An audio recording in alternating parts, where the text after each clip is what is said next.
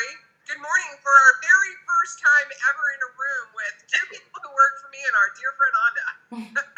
So other people will get this link and join us because your story is so amazing. So you just told me this morning that you just got the official word that you're 8 years cancer free.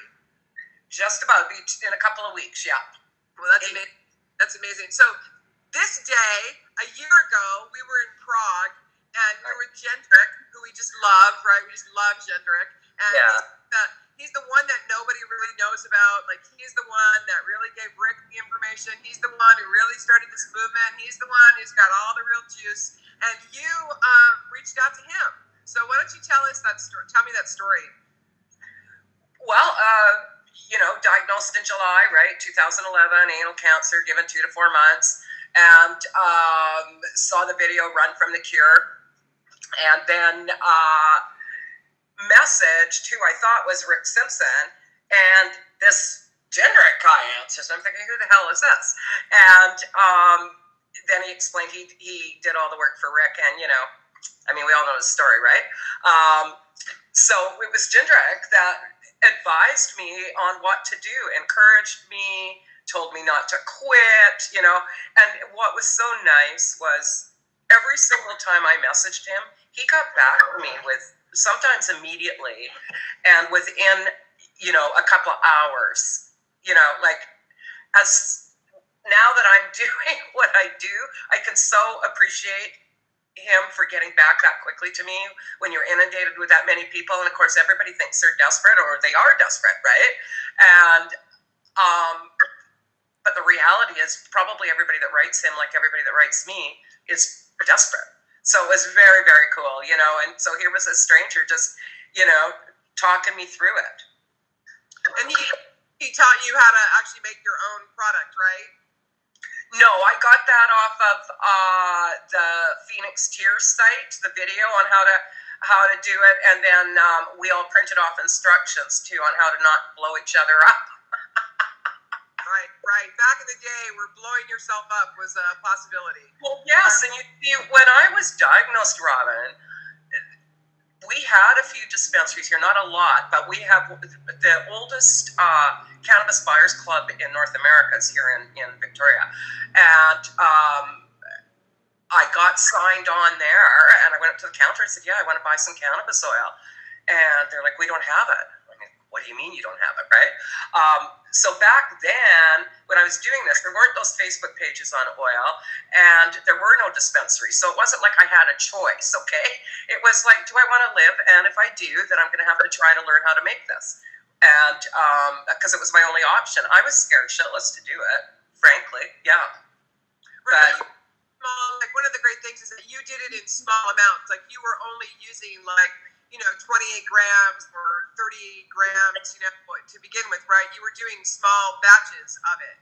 Oh, way smaller than that, because, I'm on disability, and so it was my friends who were amazing and donated money, so I'd get like an ounce or 2 ounces at a time, but I'd always get different kinds, quarter ounce of this, quarter of that, and make, like 1.5, 2 grams, maybe 3 grams at a time. Yeah, it was like that. It was really a struggle. So, for all the people out there that, read the information that says 60 grams in 90 days. Well, I didn't get to 60 grams in 90 days. And that's part of the reason I didn't go back to the doctor, because I figured I'd still have cancer because I didn't do 60 grams in 90 days. So I waited a year to go back. So you don't always need a gram. Some people are hypersensitive to THC and don't need anywhere near that. A gram is a weight of measure, period. It's a weight of, it's not a commentary on how much product or cannabinoids you're taking. It's just a weight of measure.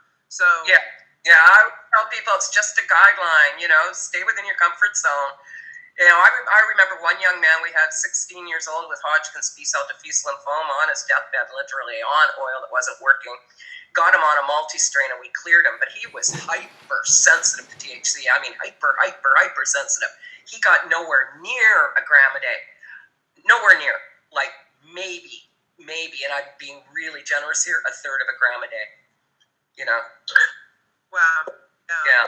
So everybody's different. That's the thing. When you clear pioneered yourself. You said, like, remember what you say when you first started doing cannabis. I said if this worked, I would spend the rest of my life telling people about it. Yeah, and you pretty much done. You know, I mean, you just won Cannabis Activist of the World for the year. Of the world, okay? Yeah. Not of the United States, not of the UK, not of Canada, but the world. This is my medal. An accomplishment, Corrie. I'm so proud of you. Can you see it? Yeah, I can see it. Beautiful. My medal. Yeah. I really More than 50% of the people who voted for you. That's the kind of impact that you have on this planet. That, you know, this whoever the agency who put it out there, and 56% of the vote went for you. Yeah, it was very humbling. And, you know, there are so many people in the world that are deserving of this award besides myself. I mean, I really, really appreciated the recognition. But there's so many people out there that work so hard to try and get the word out, to try and help people, to try and make changes as far as cannabis, you know. Yeah, there are a few. Lovely lady in the corner is also one of them. So let's just clear up a major misnomer.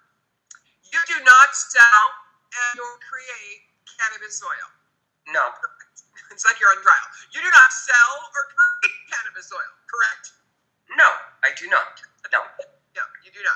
So people who are reaching out to you really need to be just reaching out for their own information on dosing and like different kinds of cancers, what sort of use what. Not looking to buy product, not looking to, you know, buy material and make product. You know that for a long time you've had those emails. Go ahead. How many people have you spoken to, do you think? Thousands?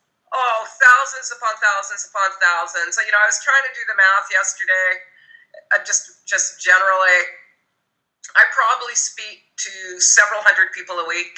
And, you know, I appreciate you clarifying that I don't sell oil. I don't. I can certainly make suggestions of where to find quality product. That's one thing I do. But because I hate seeing people scammed and ripped off and all of that, you know, so I can certainly point people in the right direction where I've seen it work over and over again. But no, I don't sell product at all. So what do you think the difference between somebody, I mean, besides the quality of the oil, which is key, right? The way that it's constructed and, you know, extracted and all of that. What have you seen as far as like the it working and not working? You know, people reach out to me all the time and they ask me the question, will this cure my cancer? Will this fix my loved one? Will this keep my loved one alive? Okay, as far as working, okay, so generally speaking, and I'm speaking with cancers mainly, well, actually I am referring to cancers, I would say the success rate is 80%, okay? The ones that we tend to lose are the ones that have been chemoed and radiated to death and come to me with 1 foot in the Hail Mary pass, okay? It's like, okay, but even then, yes, we've certainly, you know, turned people around and, you know, I can think of often too, you know, that the oil can really make a difference. Like 2 of these cases that I'm thinking of, the young man I mentioned with the Hodgkin's B-cell diffuse lymphoma, it was on a different oil and it wasn't working, got him on a multi-strain and cleared him. And we had a 32-year-old woman with ovarian that was told she wasn't leaving the hospital. It was the end of the line. And we got her on a multi-strain and cleared her. So, you know, it's about an 80% success rate, you know, compared to chemo that has a 3% success rate. So it's and I've lost a lot of people. The multi-strain, so when you were talking about how you were curing yourself, you were talking about all your friends giving you like bits and pieces of whatever. So you literally cleared yourself on a multi-strain oil. You know, since I've been making oil, I've always done multi-strain. Always, because there's so many, you know, once you bring it all together and you compound it, you're just looking at a cannabinoid profile. You're not looking at a strain per se anymore. You're just pulling the cannabinoids from all different things. And I had an experience with some kids that you had sent me, actually a group of them. I had 6 boys that all had brain cancer that were in various parts of the country. at that point, I was making a straight indica oil, just hardcore indica strains. And all of these boys were clearing. The cancer was abating. It was retracting. But yet they were stepping into a place of extreme depression. And they were so sad about the state of the world and everything. And it made me pause. Indica in the couch. It really dives you deep into yourself. And sativa, the sun, everyone's like, oh, you can't use a sativa oil. Well, if you don't have any sativa in that mix, then you have no uplifting quality in the medicine. And you're missing the whole cannabinoid profile of those particular strains of plants, which are slightly different than, the hardcore indicas.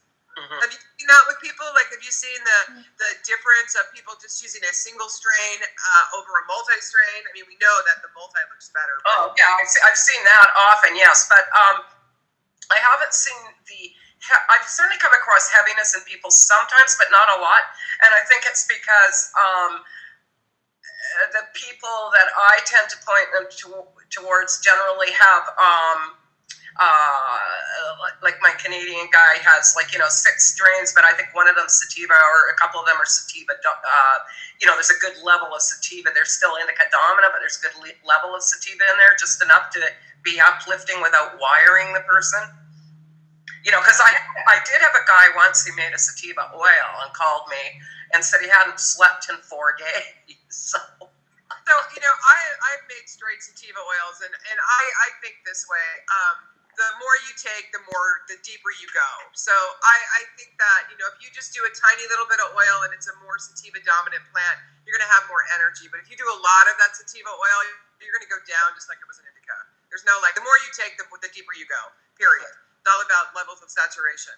So you and I have treated a lot of people together. You've been in my life since I, started this. In fact, in 2007, I reached out to Rick, and he mentored me for a while, and then he connected me with you. This is how I found you and Janet. And since then, we have had a long relationship and super long reaches out into the world. So we've shared a lot of loss with people that we love. And I think that it's important when we're talking about, life-threatening illness, that we speak about how we're all going to die. We're all going to die. So when we're using cannabis, we're using it to put more life into our life, and hopefully abate the things that are taking life away from us, like cancer. Can you share one or two of your really, impactful stories that you have? Sure.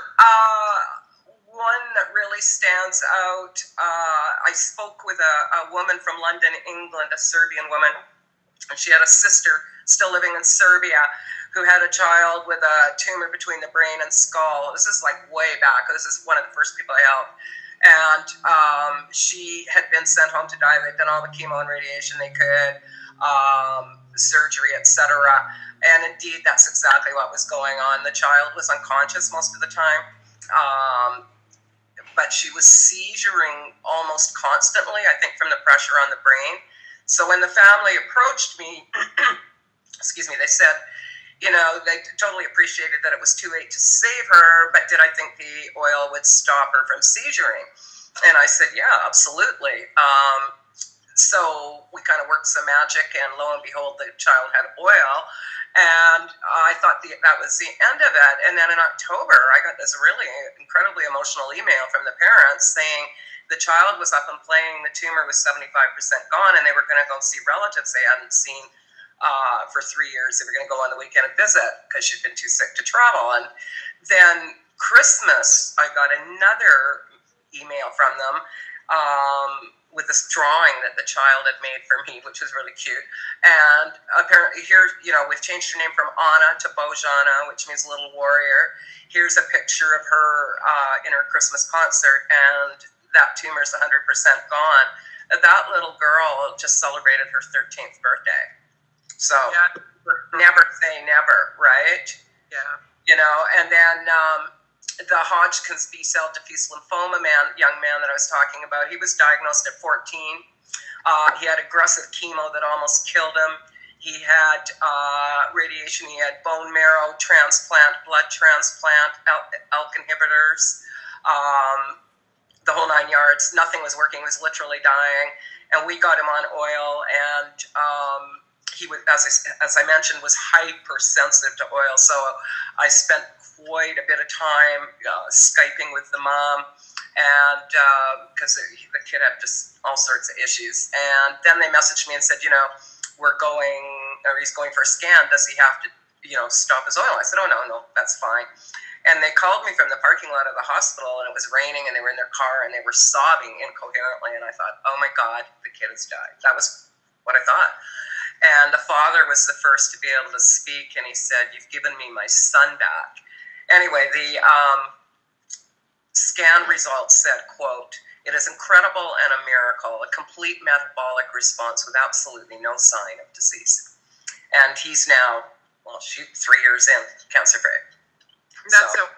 Okay, now let's talk about when it doesn't work. Because sometimes, no matter what, best oil ever, it doesn't work. Exactly what they're supposed to do. They even take a gram a day, okay? And then it doesn't work. And those ones kill me each time. But I have to tell you that without exception, every single time I've lost someone, without exception, the family has said what a difference the oil made to that person's quality of life, right? And it really can make a difference, so that the time that they have left is quality time, versus lying there, like all curled up. I had a case with a child, 4 years old. He had multiple brain tumors when they came to me, and he was on an isolate, testing out at 92%, 94, somewhere in there. And he was on 3 grams a day, and it wasn't touching the pain. He'd been sent home to die. They gave him about 2 weeks. And when Mom called me, he was screaming in the background. Even on 3 grams a day, it wasn't touching the pain. We got him on a multi-strain oil, and he lived for I think it was 9 months. Maybe only have been 6 to 9 months. But his eye uncrossed, his hand uncurled. He was able to play and eat and go out and ride his little ride-em car. And in the entire 6 months or 9 months, whichever it was, the mom only had to give him pain medication twice. So, she knew, even when we would talk, she knew that it probably was too late, but she said she was just so grateful for having this extra time with her child where he actually was healthy, and unfortunately you could see the tumor shrinking too. Like, had we got to him sooner, it might have been a different story. Who knows, right? Right. But that's another thing that I think that we should talk about. That this is plant-based medicine, and if you've been having chemicals plugged into your body for years with chemotherapy, and you're at the very end of the situation, it is really difficult for a plant to overpower gasoline. That doesn't normally happen. So, the more I know that Dr. Bob and Janet have been doing a lot of research about how chemotherapy changes the cell, and that changing of the cell changes the way that the type of cannabis or how it should be used or whether or not it's going to work. So, we're a very complicated thing as human beings, and we definitely don't follow a pattern. And sure. So let's talk about, these people reach out to you and they're desperate, right? And so because they're desperate, they're willing to take whatever's given to them. There's no real standard. We have run from the cure. That's all we really have. In that video, Rick talks about extracting with naphtha, which in the United States is paint thinner, which in the United States will kill you. Okay, and then that moved to the to the isopropyl alcohol movement, which again, if there's any trace amounts of ISO, it will make you sick for sure. And now we're sort of in the conversation of alcohol. But how many times have you had people called you and shown you oil that was, transmission fluid? I had something happen just not even 2 weeks ago. A woman in the UK, and she has ovarian cancer, and she's on oil, and she's been vomiting. She's feeling quite sick. She's got blood in her urine, the whole 9 yards. So I say to her, has your oil been tested? No, but it's good. And I say, well, how do you know it's good? And she said, well, I get high on it. And I said, well, that doesn't necessarily mean it's good. And then she said, oh, no, I know it's good because my neighbor's sister's husband had a friend who blah, blah, blah, and they got it for me. And I'm like, okay. So finally I said to her, could I see it, please? Anyway, I kid you not, this stuff was the color of antifreeze. Not dark green. It was the color of antifreeze. It was like this color right here. This is what it looked like. And I'm like, oh my God, well, that's your answer right there. That's why you're getting sick. I said, I have no idea what that is you've got. Anyway, and I offered to make some suggestions and bring in a couple people in the UK and on a call people she could trust. And the next thing I know, I get this really horrible letter from her sister giving me shit for being honest with her, and she was in really good spirits before she talked to me, and how dare I upset her sister like that. And I said, look, I'm sorry your sister's upset, but I'm concerned about saving her life, and whatever she's taking, I think could quite literally kill her. So this type of stuff happens, I mean, it's like people, and you're really responsible for your own self here, So Corrie, when someone's looking for oil and they're desperate, what are some of the things that they should be looking for when they're shopping in the unknown market, the Wild West of the non-dispensary? And even there, the dispensaries are like, whoa. Yeah, I get 60 to 80 phone calls a week from people with a rendition of, I've been on the oil for 2 months, how come it's not working? Where did you get it? More often than not at dispensary. More often than not, when they circle back to that dispensary, it's nowhere near what they need. I'm not saying that's the case in all cases, but, often. Right, so on what they need. So I'm sorry, I'm sitting in a very low chair, and when I sit down, I'm just like a little head. So, and if I sit on my feet, then I'm having some serious technical problems here. My legs keep growing. Sorry about that. I'm sorry about all the movement over here. Well, I'm used to doing just the headshot because I'm short. So, but you are tiny. People don't. People are looking for something. There's certain things they should be looking for. Like what should they be looking for? Okay, well, don't order online. Please don't order online. Throw your money out the window. Much easier to do. Okay. I put out a short video last week. I had 3 people in 3 days scammed. Okay, it's one for $1,300, one for $500. The one for $500 was told she'd get 30 grams of oil for $500. Ain't happening, okay? And the other one was for $5,000, okay? Because he had a son with a brain tumor. So please, not online. Watch for scams. So one of the ways that's quite popular that people scam is they go into these different Facebook groups. Anything from, cannabis oil advice type pages to, Rick Simpson or 420 oil or whatever. And somebody will post, for sake of argument, I've just been diagnosed with, triple negative breast cancer. And they'll get on and say, I had whatever, okay, colon cancer, and I took these 60 grams in 90 days of this wonderful medicine and then they'll give an email address, or Dr. So-and-so or something like that, okay? More often than not, if you go and look at their pages, I posted an example of this on my page the other day because I did this video, and then the very next day I saw something like it come through my feed where it was a Facebook page where they had done exactly that, and yeah, I can help you. You can just write Dr. So-and-so or go to this person's page and click on there, and they've got the oil. And so you go to the page, and I think she said she was living in Minnesota, she said. But when you looked at her likes of all the universities in the world she could like, it was the University of Cameroon. And I had even said in the video, Cameroon's the latest scam place. And then if you go on their friends list, it was all like people in Cameroon, etc. And they even provided a phone number to call for the oil. And oddly enough, the voice message on there, the guy sounded strangely Cameroonian, although it's supposed to be a female living in Minnesota. That is a scam. You're never going to see any oil, and you're going to be scammed. Really, the best thing is to reach out to somebody like myself or you, somebody who's got a good reputation. Ask your questions. Ask for lab testing.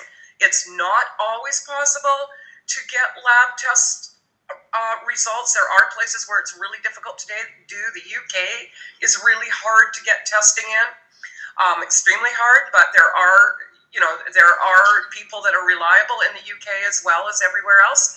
But the UK also is full of scammers. In my opinion, more scammers in the UK than anywhere else.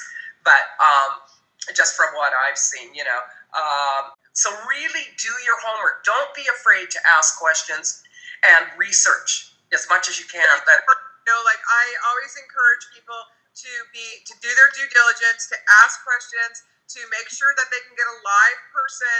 I'll have people call me who have spent thousands of dollars, on product and just been so scammed and had no results. So, I always say that it's not ethical for me to talk to you about somebody else's product because I have no idea how it was created. And there's no way I could dose you out on something I know nothing about. And I get this too. I get people calling all the time. Your oil should not be this color, ever. It's no. So funny that I both have the same object that's that color. It's so weird. Sitting next to me, I have this color. This is not the color of frickin' ass cannabis oil, okay? Sure. It should look more like this. Yeah. And you should be it should be transparent. When you rub it on a piece of paper, it should have hues to it. And not like shiny alcohol hues, but like that, it should have a golden hue. A golden hue to it. That's the first thing. Second, your fingers should stick together. It should be very sticky. Cannabis concentrate is like a glue. And third, it should taste bad, but not like alcohol. And it should absolutely not burn your mouth. So I tell people, one of the things that we do in our lab, before we get to the lab test to make sure that we've extracted all the alcohol, because honestly, getting all of the alcohol out of the product without turning it to shatter is probably the most challenging piece of making this product. Is we light it on fire. Yeah, fine line. I pull the oil up and I light it. And if it sparks, it falls into the pot, and that pot sparks, then I know that we are not done yet. There's still, you don't want more than 550 parts per million alcohol, or you're going to burn your freaking body. Especially if you're putting it in your rectum. So let's talk, since I've read the word up rectum, everybody's all afraid of their butt for some reason. Nobody wants to put anything in their butt. Can we, what do you think about suppositories? There's been it's got to break the blood. It makes blah, blah, blah. What do you think? It makes me crazy. So I'm pro suppositories.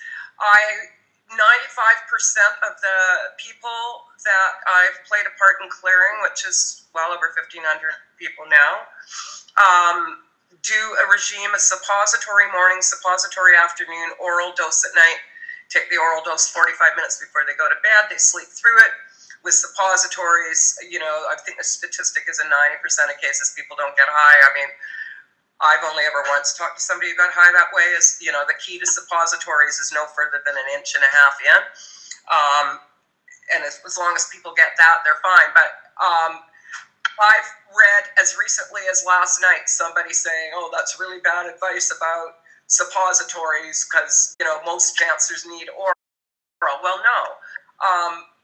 When I say, 95% of the people that have managed to get clear that I've worked with have used suppositories, I'm talking everything from brain cancer down to anal cancer, okay? So, we had that baby that Bogshadar talked about in Slovenia there who had glioblastoma at the 5-month-old, and that baby cleared on just suppositories and nasal spray. I don't ever say to people to do all suppositories. I'm really against that. I'm about cover all your bases. Do an oral dose too, but if you have to do stuff like when I have these young mums with breast cancer, etc., with babies, they can't be gorked out of their skulls and trying to look after kids. And the beauty of suppositories, besides not getting high, is that because you're not dealing with the psychotropic side effects, you can be a lot more aggressive in getting to a really good dose of oil to try and turn around whatever your issue is that you're dealing with, right? Be it cancer, be it whatever else, fibro, MS, whatever. Suppository that, like, there's so many positive things about it. But if you go more than 1.5 inches in, and I like to say an inch, which is just the first thing on your knuckle, right there, okay? Then what you're doing is you're going straight to your liver. And you're just, goodbye to the oil. Goodbye. Mm-hmm. So you want to make sure that you don't go too far up into your rectum, because your liver is your cleanser, and it's going to cleanse it right out of your body. Well, the greatest things about a suppository is, when I tell somebody, well, a cancer dose of cannabis is somewhere between, 150 and 500 milligrams a day of cannabinoids. Well, 500 milligrams of cannabinoids is enough to get you couch locked, drooling in the corner, throwing up possibly, because the THC is so intense. So a suppository allows for that much medicine to go into your body and to slowly saturate your colon wall, which takes 6 to 8 hours to break the blood-brain barrier, which is why you don't get high. But I'm sure you've had this experience, Corrie.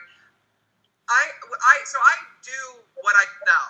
So I have an understanding of what my client base and my patients are gonna be able to deal with. The thing about a suppository is that 6 to 8 hours later, you're like, I didn't have a drink. I didn't smoke any weed. And then your eyes go red. So you will get that feeling. You will get it, but it will come so much later and so much slower that by the time it's arrived, you're like, what the heck has happened? Well, people just end up feeling tired. But yeah, you're right about placement is really important. I always share this story with people, because so many people, it's almost like I can hear the light bulb turn on. So I was speaking to this one woman, and some people, I'm sure you've come across this, Robin, are just anatomically naive. And this lady that I was talking to seemed to fit in that category. And I must have talked to her for 15 minutes about suppositories. I explained, you have your outer sphincter muscle and your inner sphincter muscle just past your inner sphincter muscle, and nothing was computing. And I think she was a little rough around the edges. And finally she goes, ow! You mean where it gets to that part where it kind of sucks it in? I said, yes, you don't want it up in your throat. And she's like, oh my God, if I push it in too far, it's going to go up in my throat. And I said, yeah, it'll lodge behind your left tonsil. And she believed you. We have to be so careful what we say, because they're in their neck going, my We both had a good laugh after that. But so when I talk to people, like, oh yeah, so you want to that part where it kind of sucks it in? That's so funny. So what is the worst experience you've had with cannabis oil and cannabis oil people, and just like the most farthest out there that's been the biggest heartbreak? There's weird and there's heartbreak. Well, let's do both, weird and heartbreak. We can separate them, okay? Wow, heartbreak.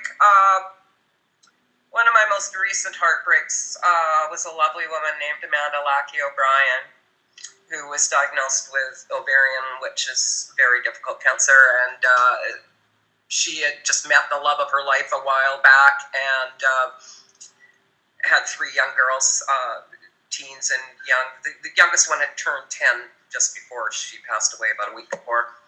And she was amazing. She poured so much living into the 2 years, and created so many memories for those kids. Like, she was just outstanding. Like, she became a real beacon in the ovarian cancer community, and she totally motivated others, that were doing this fight, etc. Excuse me.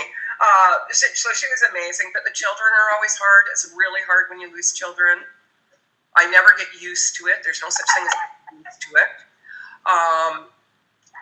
And there's always a part of you that just kind of almost feels, and I'm sure you've been through this, Robin, because you actually make the medicine, but where you almost feel like sort of, I know this doesn't make sense, but responsible at some level that they didn't make it.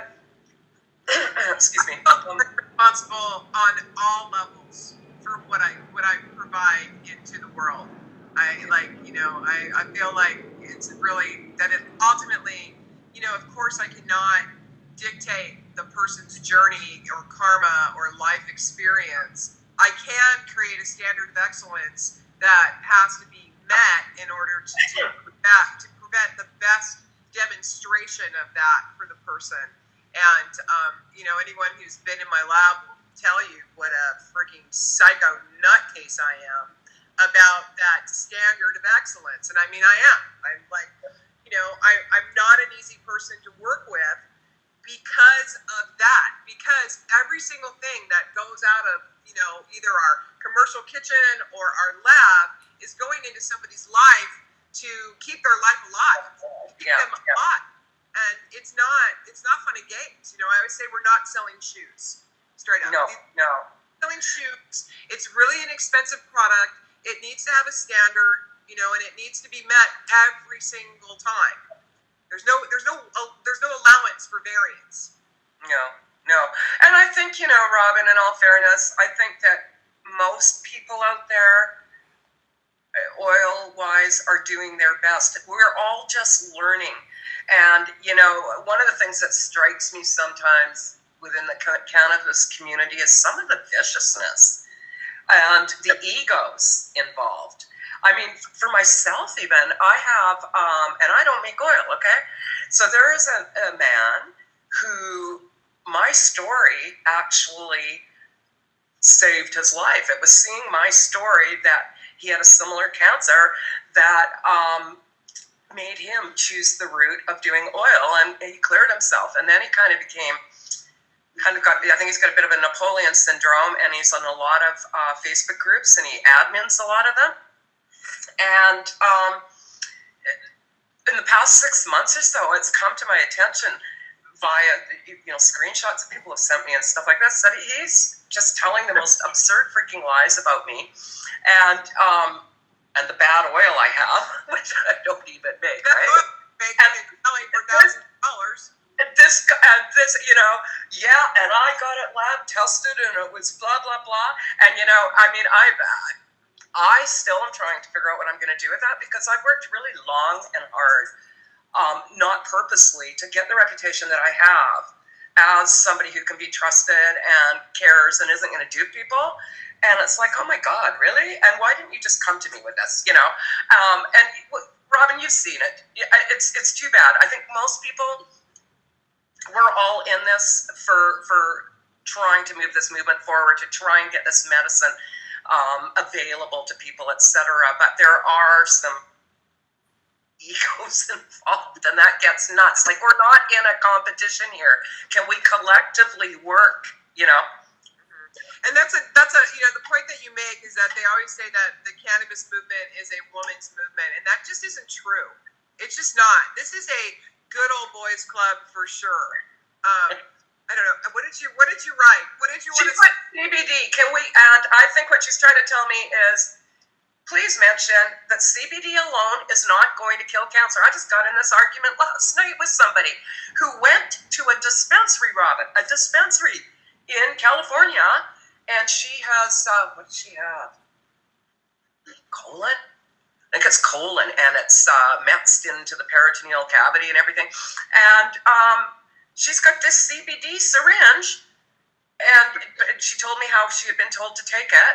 And I said, okay, so you've got this CBD, like, what did he say? He said, well, this is going to cure my cancer if I do this syringe of CBD. I'm like, no, it's not. No. And, so I did a little rant a while ago on, I can't tell you the number of people who thought that CBD alone would kill cancer. I've never seen it, not once. Yeah, in some cases CBD is great, but you need the THC with it all the time. All the time, because you have 2 hands and 10 fingers. And this is CBD, okay? And this is hemp CBD.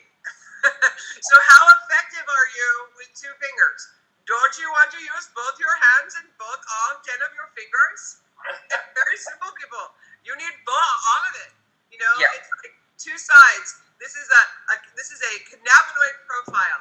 It is double-sided and written in code. If we separate, I am not a fan of the separation of molecules. I don't like the CBN, the CBG, the this, the that, the synthesizing, the recreation of the cannabinoids in the labs. We lose a lot when it's not from the plant, whole plant material. Like, people will ask me, what does it mean when it's whole plant?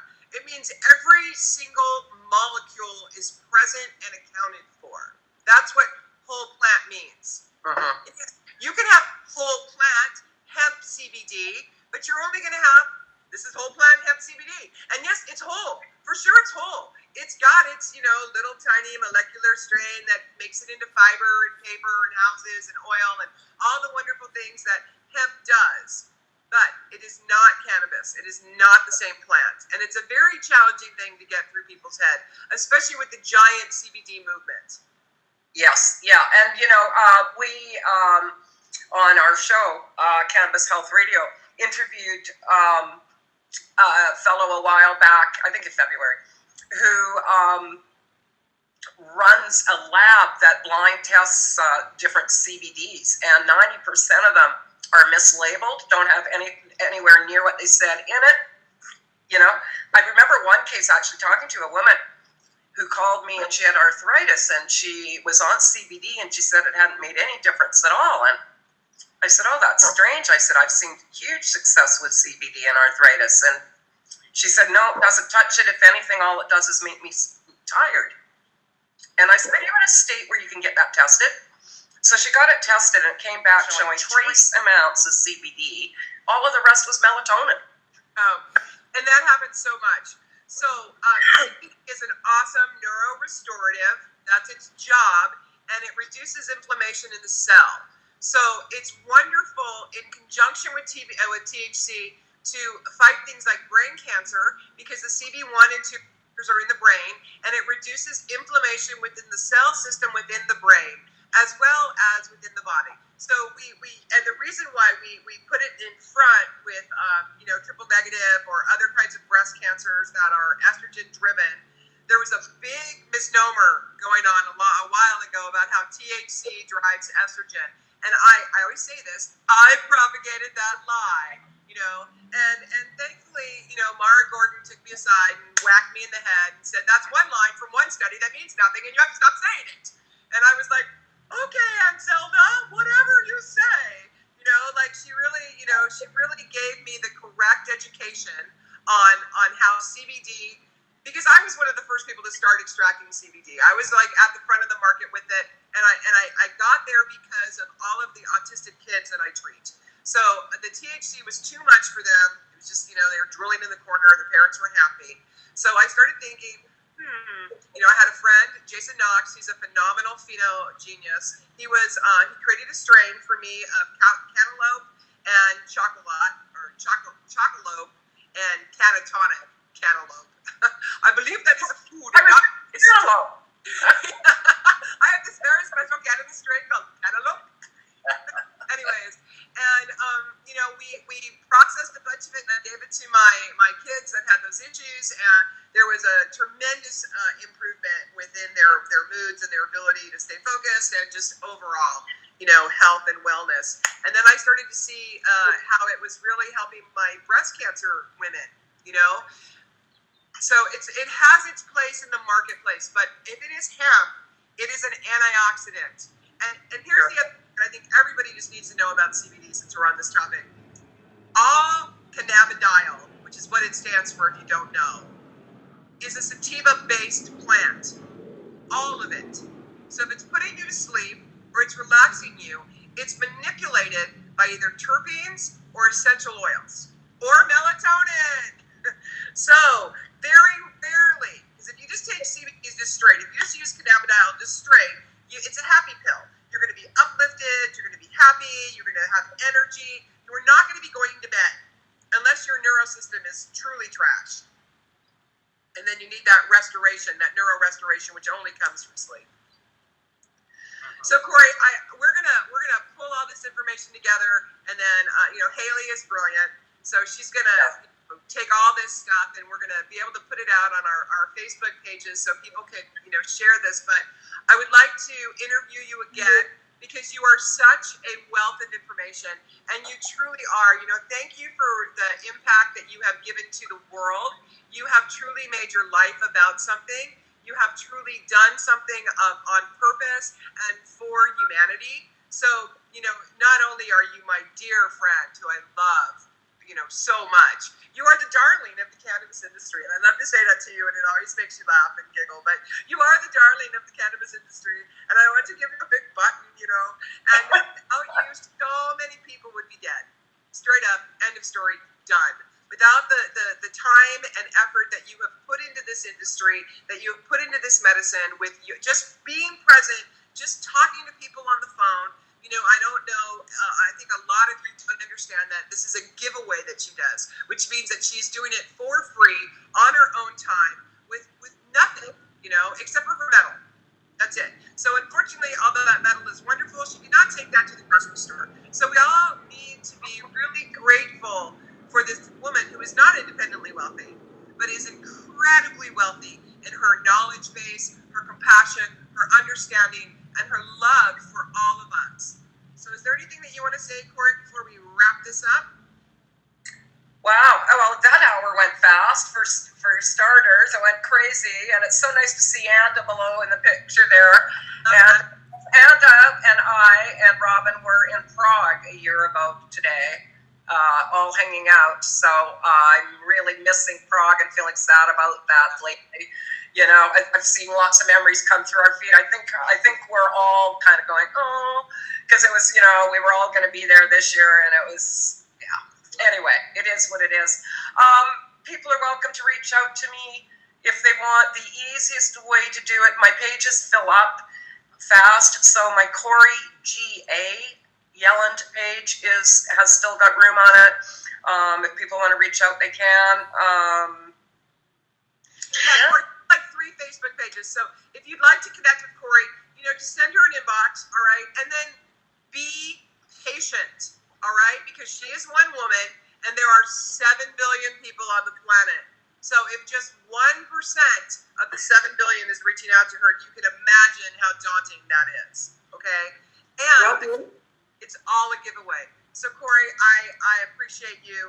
You have, helped me and mentored me and, cried with me and laughed with me.